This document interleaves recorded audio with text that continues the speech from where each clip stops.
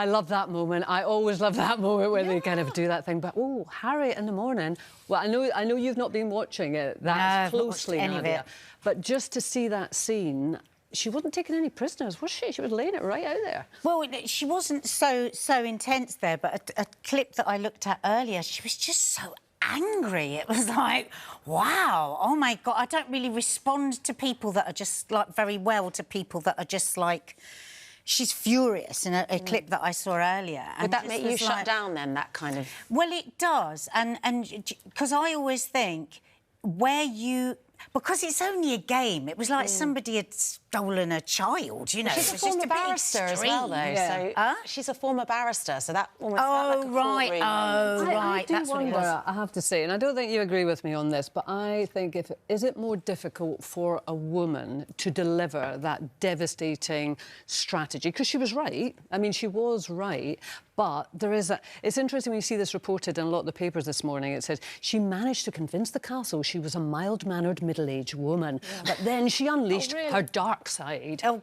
Is it a dark side? It's interesting because it's all about semantics, isn't it? It's all about language. And women are just historically taught, myself included, from a cultural perspective, just to shrink themselves down, be the most appetising version of yourself. Nice. Now, if that had been a guy, and let's bear in mind, you know, yes, you're right, she wasn't, like, accused of stealing a child per se, but it is a game. So...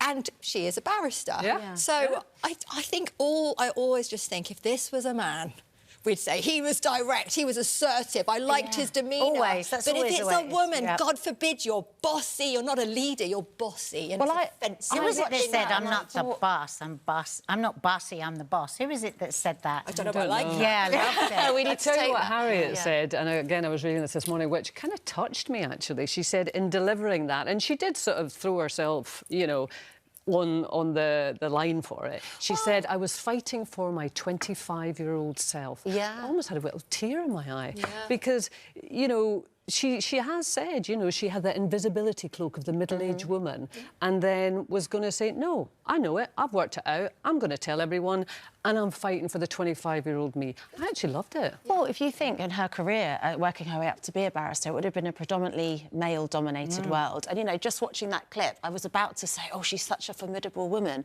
Like, well, actually, no, she's in a game show where it's strategy and she's there to do that. But we're receiving it with such shock because we're not used to seeing women like that. And I think you're right that, you know, it was the same for me. One of the most important things growing up was to not cause a fuss. Be nice. To be nice. Yeah, and if you're not likeable, then that's a bad trait, actually, in a woman. Well, I mean, I think we have to be careful.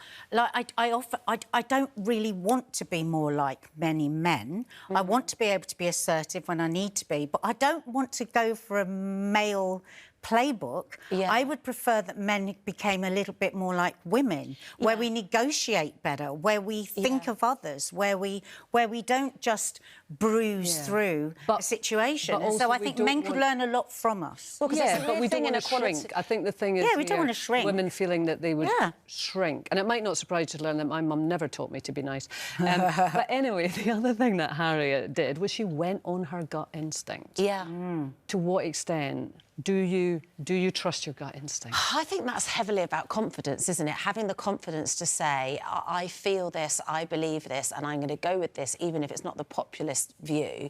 And you have to be a really confident person to do that. And I must admit, I didn't have the guts, literally the guts, to do it when I was younger. And then I always ended up regretting it. Whereas if now, I have no problem with saying, knowing I feel that energy instantly. I know when something's wrong and I can trust myself. That's something that comes with age, though, I would say, because, again, it goes back to the idea of how women should present themselves. And if you show any kind of male attributes as a woman, then you're very easily, very quickly, as a woman, taught that you're almost taught that you're taking the jewels out of your crown to make somebody else, you know, to elevate somebody else. And I always say to my own children, do not remove the jewels from your own crown. Do not do it to give that I suppose, cushioning for somebody else's feelings.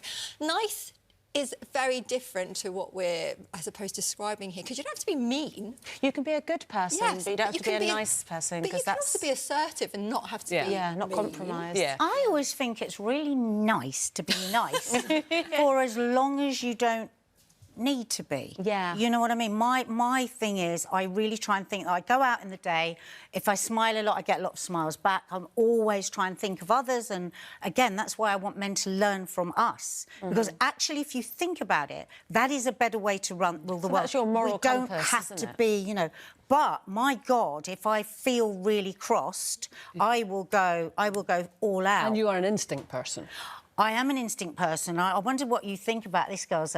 My yoga teacher said this ages ago. She said, the instinct whispers and the ego shouts. OK. And I think I've never been wrong with my instinct. I've been wrong when I've listened to my ego instead. Which one do you act on? Do you act on your Well, instinct? more and more, I agree with you. I do think it comes with age and confidence, because you question everything when you're younger. But you have to be careful of that, because you have to be careful that you haven't got to an age where you go, well, I'm always right, and this is it, and this person is that, and I've learned, you know, and do that bitter older person thing. Person, no, as I said, not woman, because a lot of men are like that as well. So it's just gauging that, and I think that's what's exciting, isn't it? About finding out those things That's about why aging yourself. is a positive thing, because you question everything because you haven't had life experiences at such a young age. Yeah. But also, if you conversely look at it, if a man is nice, we immediately, and this is a terrible thing to do because that shows the internalised misogyny, we then think he's a pushover. I don't. I fancy him.